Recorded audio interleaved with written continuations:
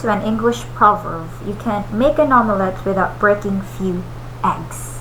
And yes, that's right. And today, we are gonna use these eggs to create easy recipes for you and your family at home. So, what are you waiting for? Look up and down and check your fridge if you've got some eggs, and let's make these easy egg recipes. Let's go!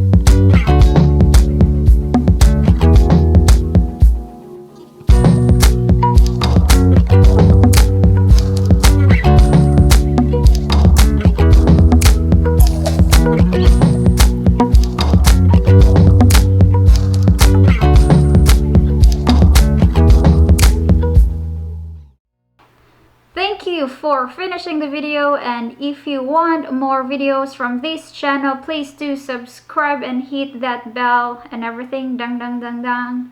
And if you're not yet part of the small fam that I'm trying to make, join the button.